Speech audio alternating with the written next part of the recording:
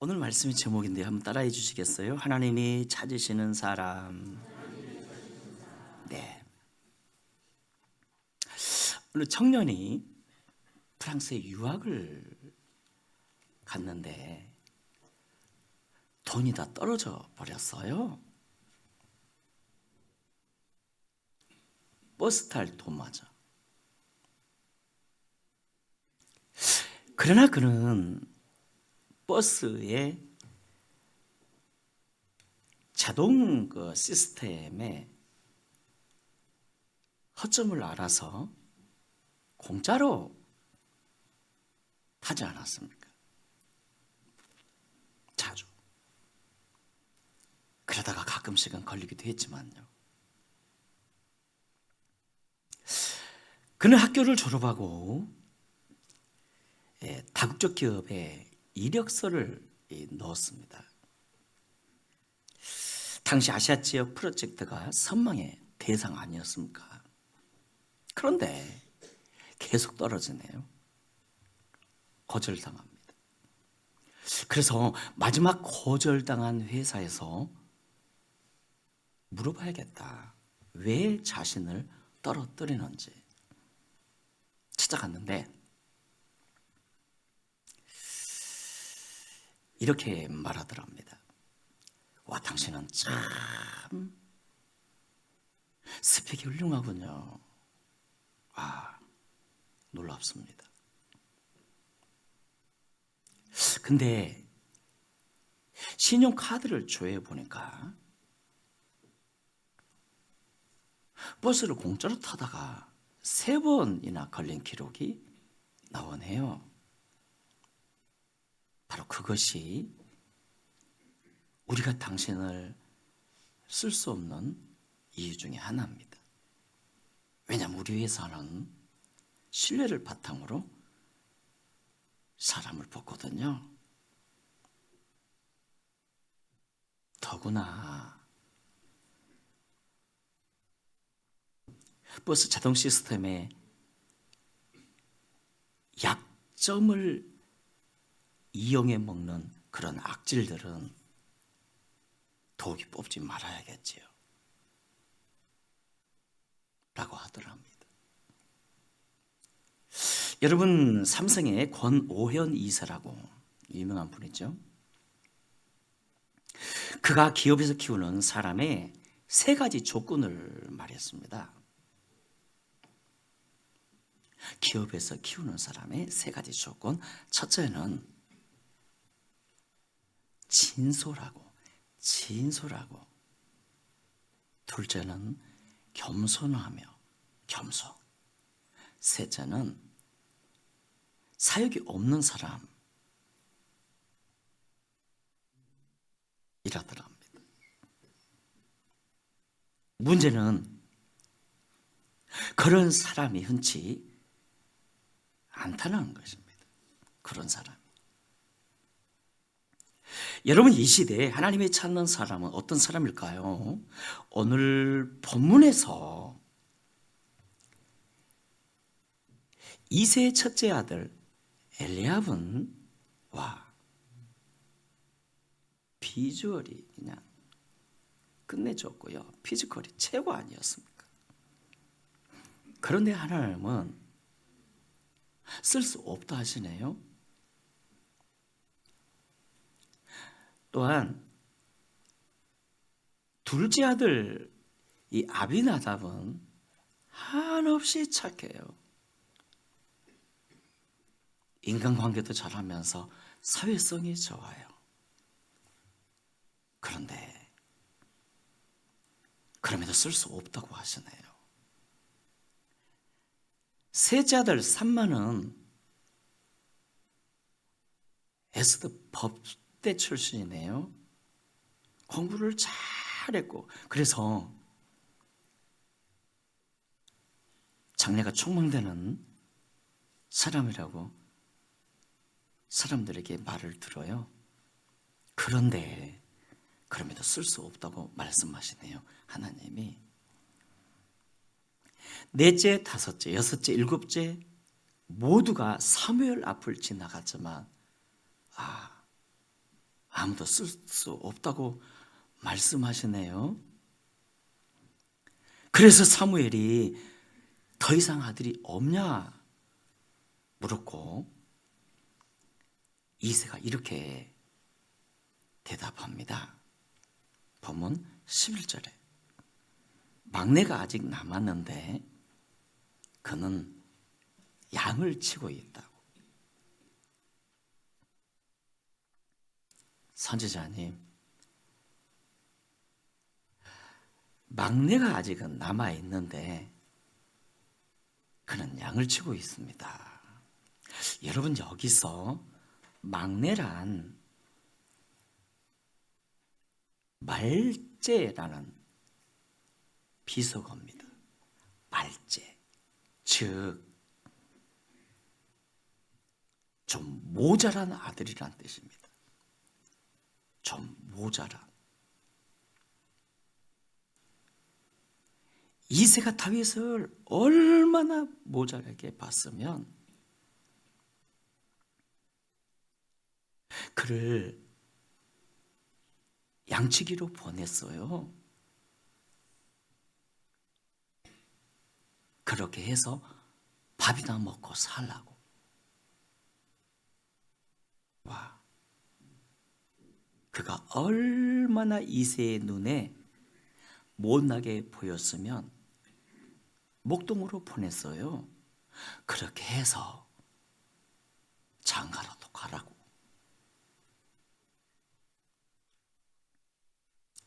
그런데 그런 거를 당장 데려오라 합니다. 그래서 다윗이 허겁지겁 달려오는데 와, 형들과는 완전히 다릅니다. 더러운 양치기 옷을 입었는데 냄새가 그냥 푹푹 나네요. 땀 냄새, 그 가축들의 똥 냄새, 그 모습을 보니까 뜨거운 햇빛에 그을려가지고 불그스름합니다. 불그스름합니다. 양을 치다 보면 햇빛에 타잖아요. 불그스름합니다. 눈은 맑은데 피부가 불그스름합니다.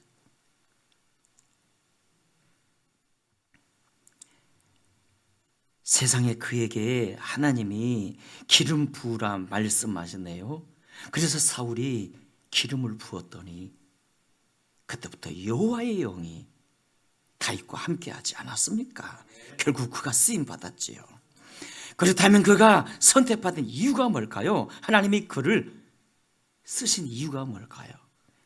모습이 불그스름해서. 그렇다면 저는 날마다 수영복만 입고 햇빛 아래에 막 뛰어다니겠네. 피부를 불그스름하게 태워야지 쓰임 받는다며. 하나님이 그를 선택하신 이유가 뭘까? 다윗은 하나님과 함께 했거든요. 보면 13절에서 말씀했죠. 여호와의 영이 그와 함께 했다고.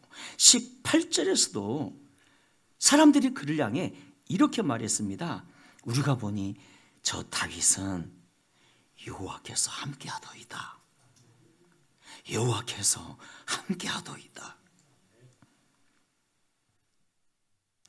다윗은 하나님이 함께하는 사람 아니었습니까?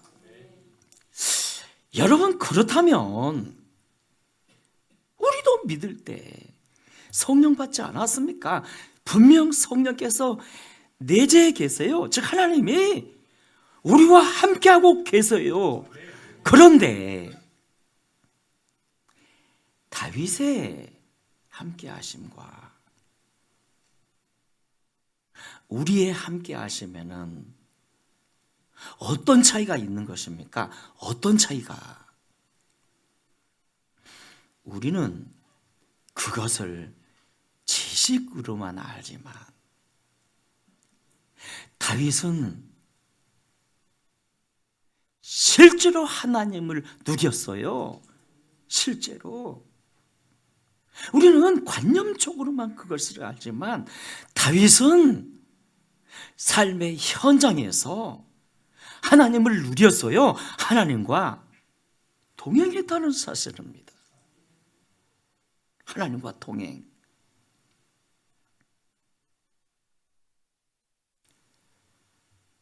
그가 목동 생활할 때 봐보실까요? 맹수들이 가축들을 잡아 물고 갈 때 다윗이 어떻게 했죠? 여호와의 이름으로.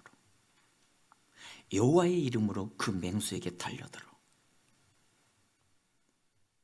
맹수를 죽이고 그 가축들을 빼앗아 오지 않았습니까? 특히 골리앗과의 싸울 때도 그가 골리앗에게 달려들어 이겼어요. 승리했어요. 비결이 뭐죠? 여호와의 이름으로. 그러니까 그는 하나님을 누렸어요. 하나님을 누렸어요. 즉 말씀이 내면화된 사람입니다. 그 심령에 말씀이 내면화된 사람. 그러니까 하나님을 누려요. 말씀을 누려요. 예수님이 증언하셨죠. 진리가 너희 안에 거하나니 그 진리가 너희를 자유케 한다고. 여러분, 유대인들은 말씀을 잘 알았지요. 왜?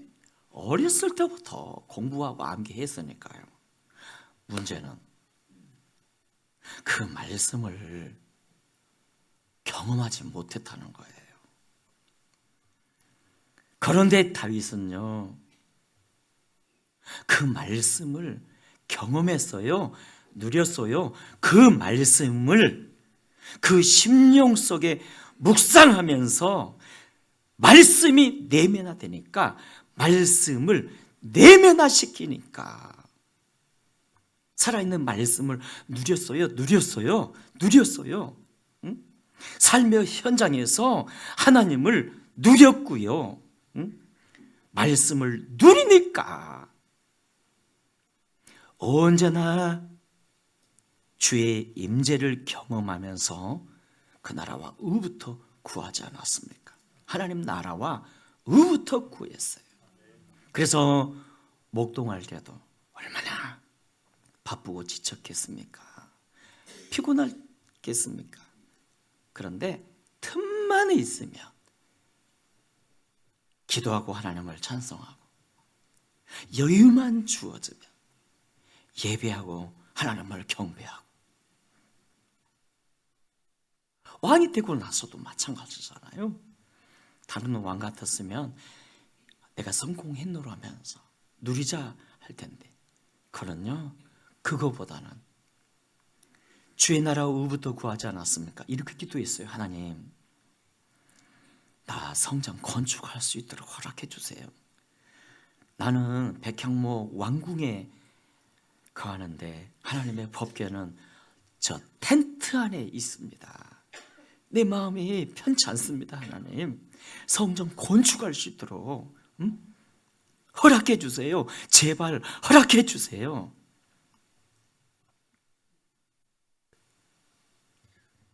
여기서 깨닫는 두 가지.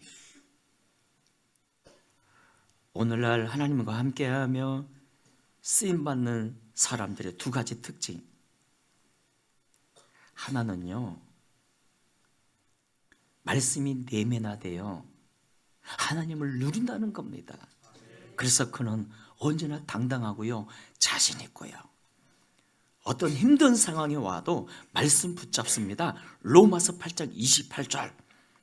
모든 것이 합력하여 선을 이루느니라. 말씀 붙잡습니다. 그래서 당당합니다. 자신이 있습니다. 또 하나, 진정한 성공은 영적 성공임을 알고 먼저 그 나라와 의부터 구합니다. 먼저 그 나라와 의부터. 제가 새해 첫 주간은 여러분이 이렇게 제출해 주신 새 기도 제목 있죠? 3층에다가 쫙 펼쳐놓고 계속 돌아가면서 이렇게 막 이렇게 하룻밤에 몇 번씩 돌아가면서 읽으면서 또 이렇게 외우면서 이렇게 기도하고 또 기도하고 읽으면서 외우면서 기도하고. 그런데 어느 한 분이 이런 제목을 올렸어요. 하나님, 우리 아들 이번에 진급시험 합격하게 해주세요.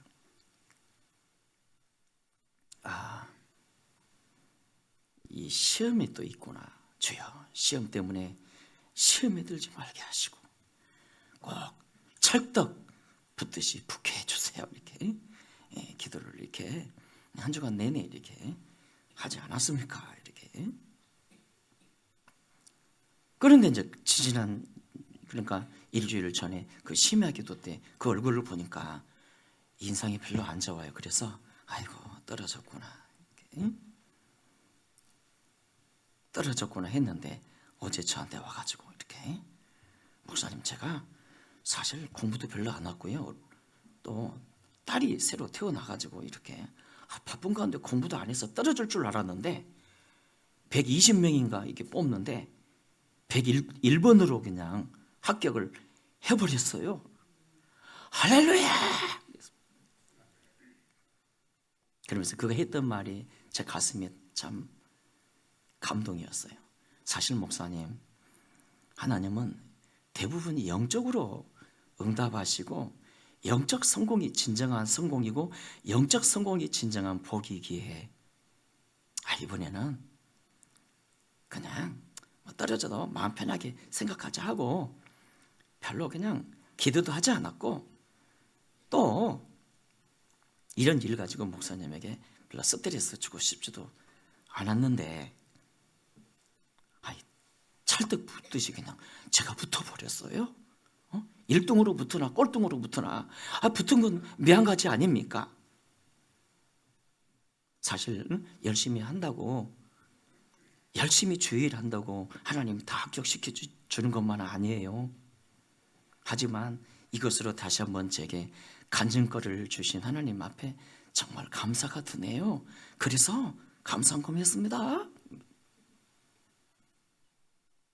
이름은 절대 얘기할 수 없어. 강민집 사람. 하나님 앞에 어젯밤 또 감사를 드리지 않았습니다. 이야. 근데 이 친구가 복받은 건요, 이 집사님이 복받은 건요, 시험이 합격해서가 아니라 제 마음에 뭐냐면 하나님이 함께 하시면서, 매사가 그러니까 그 나라 우부터 구하면서 하나님을 누려요. 하나님을 누려요. 강민 집사님 미안해요. 오늘 절대 말하지 마라 그랬는데 내가 분명히 얘기했잖아. 혹시 성령이 감동하시면 하겠다고. 나 원고에 쓰지 않아. 하나님 앞에 절대 거짓말이 아니야.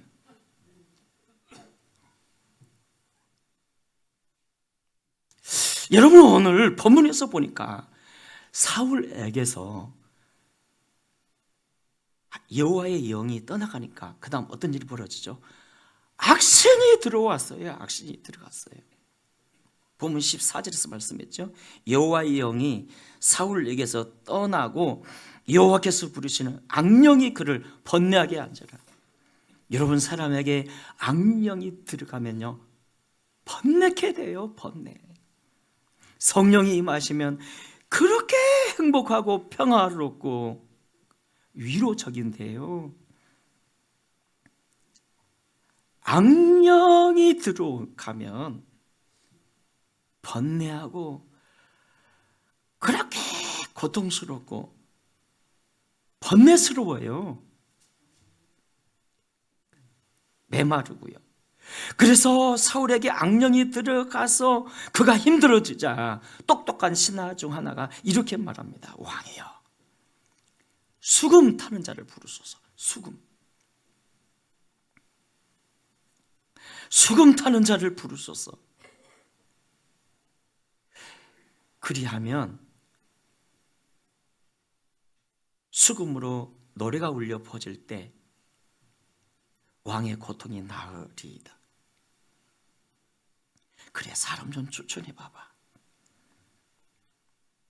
왕이여, 우리가 보니 저 다윗은 수금을 탈 줄 알 뿐만 아니라 여호와께서 그와 함께 계시더이다. 그래. 그래서 다윗이 사울 앞에 섰고 그가 수금을 타자, 우와, 고통이 사라졌어요. 응?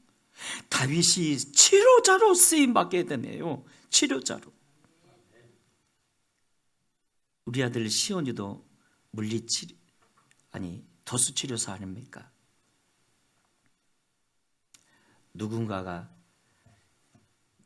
그런 말을 했어요.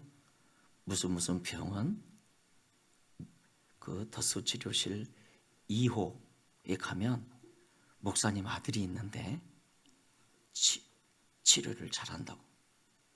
제 기도가 제목이 응답된 거예요. 하나님, 이왕 일이 된 거 우리 첫째 아들이 최고의 치료사가 되게 해주세요 했는데 지금은 군포에서는 최고의 치료사가 된 것 같아요. 할렐루야. 우리 아들 얘기해서 또 죄송합니다. 오늘 그 원고에 없는 얘기를 또 이렇게. 우리 아들은요, 이 강단에서 얘기 잘못하면 엄청 시험에 들어요. 지금 시험에 들었는지 몰라야죠. 다윗이가 치료사로서. 근데 이 말 하려고 그랬어요. 무슨 말 하냐면 우리 아들 얘기하면서 이 얘기 하려고 그랬어요. 아빠, 나 치료할 때 하나님께 기도해. 하나님께 기도해. 그래서 여러분 손님들이요, 우리 이 시온이한테만 몰리는 거예요. 그러니까 처음 시작 시간부터 마치는 데까지요, 스케줄이 빈칸이 없어요. 빈칸이. 아빠, 나 기도해. 아빠, 나 기도해. 다윗이 치료사로 쓰임받게 되네요. 여기서 무엇을 알 수가 있죠? 하나님은 지금도 성실한 사람을 쓰신다는 사실입니다.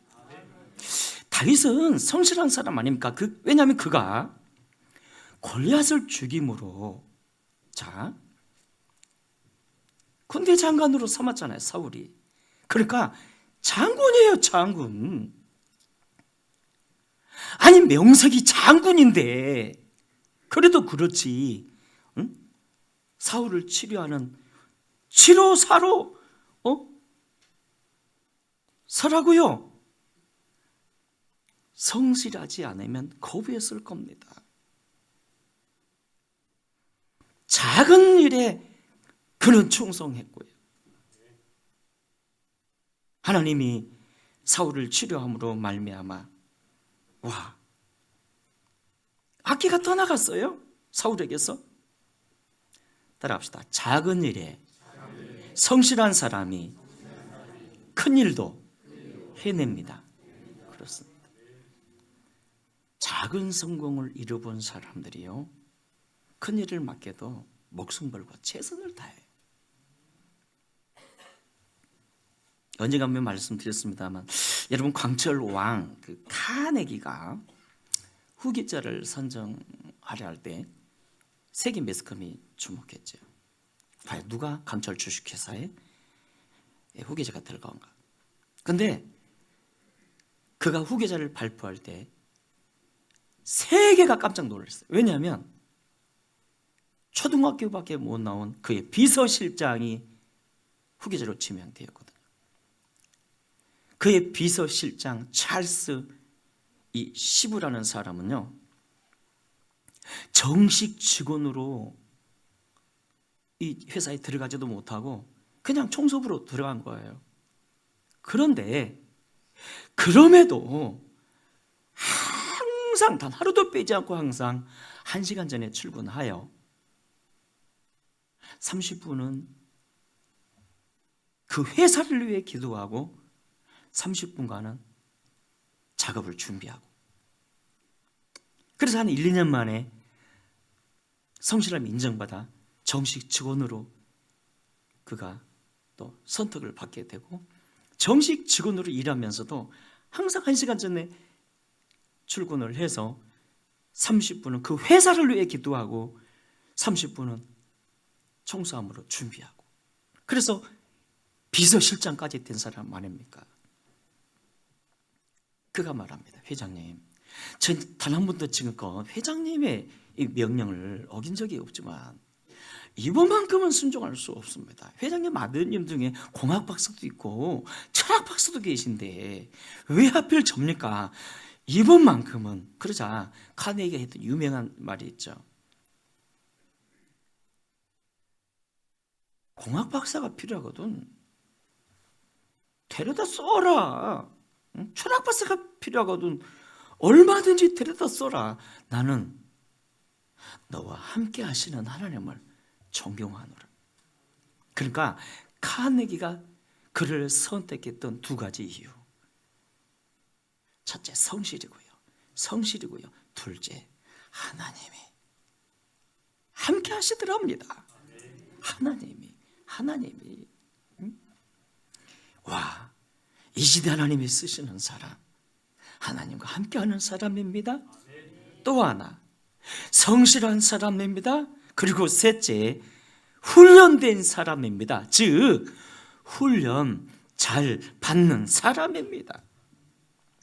여러분, 하나님이 다윗을 쓰기 위해 훈련을 하셨는데요,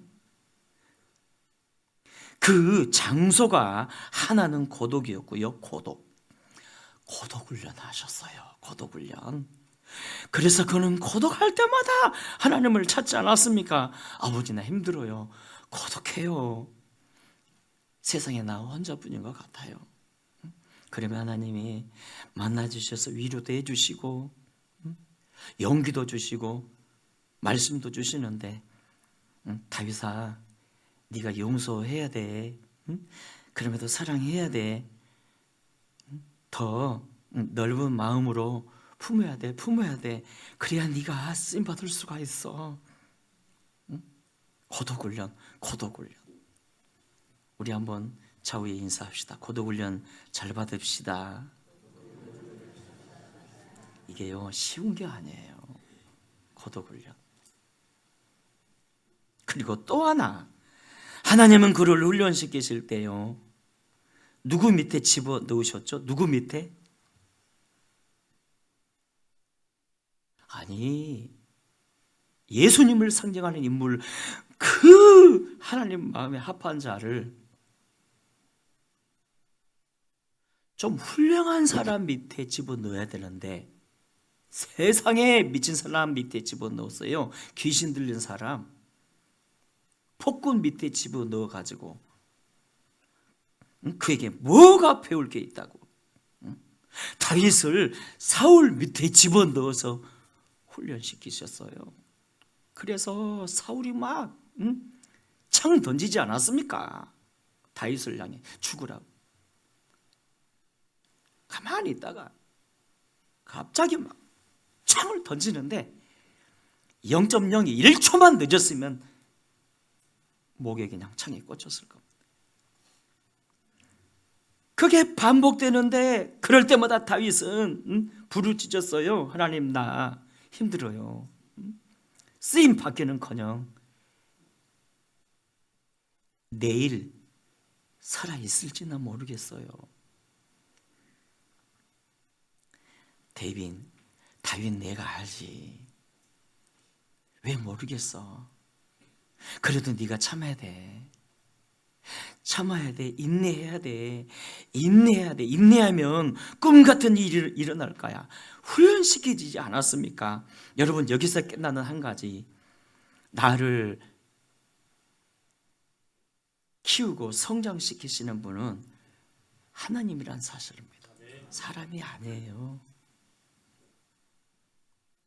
하나님이 나를 키우시고 성장시키세요. 가끔씩 우리가 이런 말 하잖아요. 아유, 그 사람에게 뭐가 배울 게 있다고 그 사람 밑에 들어가. 응? 그 위대한 다윗을요, 누구 밑에? 폭군 사울 밑에 집어넣으셔가지고 막 훈련하시는데, 그럼에도 다윗은 실제 누가 키우셨어요? 누가 성장시키셨어요? 하나님이. 때문에 우리가 훈련받을 땐 따라합시다. 링을 떠나서는 안 됩니다. 링을 떠나서는 안 돼요. 링을 떠나서는. 네 영을 떠나지 말고 오직 하나님만 찾으셔야 합니다. 그렇다면 하나님이 왜 다윗을 그런 귀신 들린 사람 폭군에게 맡기셨을까요? 대체 무슨 훈련 시키기 위함일까요? 바로 권위의 순복훈련 아니었습니까? 따라합시다. 권위의 순복훈련. 권위에 순복해야 쓰시거든요. 권위의 순복훈련. 창세기 22장의 아브라함 봐보십시오. 어떻게 사람이 자기 아들을 번제 드릴 수 있어요? 번제로. 그런데 하나님이 그 이상한 명령을 주시더니 그가 순종하니까 칼을 찢겨드니까 아브라함 멈춰. 네가 네 아들 네 사랑하는 독자라도 내게 아끼지 아니하였으니 내가 이제야 네가 나를 네 아들보다 나를 사랑하는 줄 알았으므로 너에게 복을 주리니 즉 그때부터 너를 쓰겠다는 거예요. 쓰겠다는 거예요. 여러분. 그러니까 이해가 안 되어도 권위의 순복. 이해가 안 되어도 순복. 따라합시다. 이해가 안 되어도 순복. 이제 말씀을 맺습니다. 사랑하는 여러분. 이 다윗 이야기가 어디 다윗에게만 해당되는 말씀일까요? 오늘 우리에게도 주신 말씀이라는 것입니다. 그러므로 하나님이 훈련하실 때 훈련 잘 받으셔야 합니다.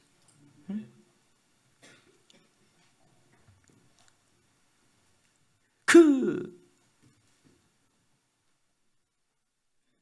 사울 같은 사람이요, 나를 훈련시키는 사울 같은 사람이 내 남편일 수가 있고요, 사랑하는 아내도 될 수도 있습니다.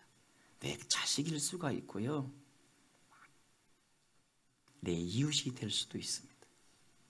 내 이웃이. 최근에 어떤 분 한번 간증 들었는데요. 와, 남편이 얼마나 술 먹고 막 두들겨 패는지.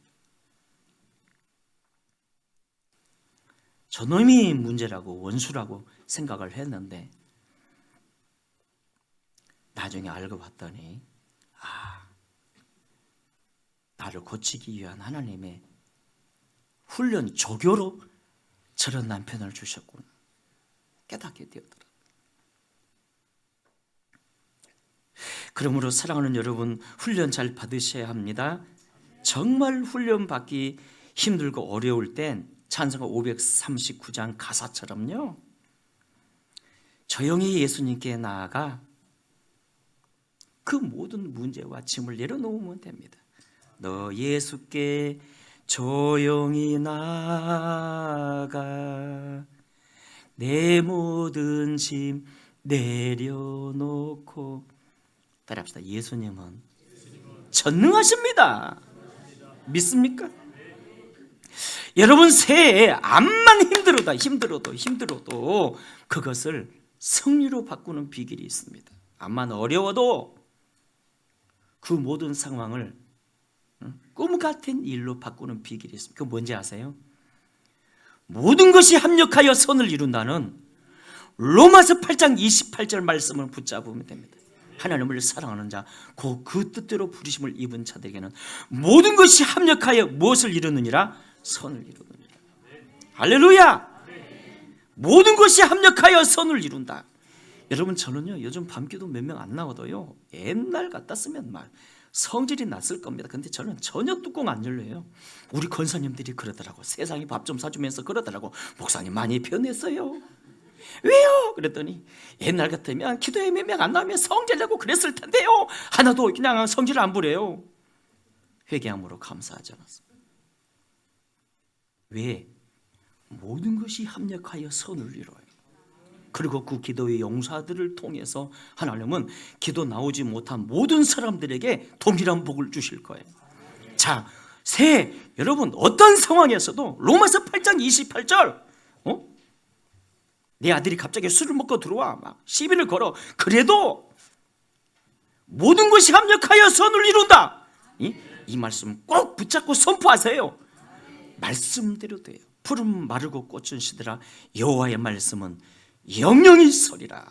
그래서 새해 여러분 훈련 잘 받으시고 이 훈련이 너무 힘드시면 로마서 8장 28절 붙잡으시고 선포하심으로 승리하는 우리 모두가 되시기를 주의 이름으로 축원합니다.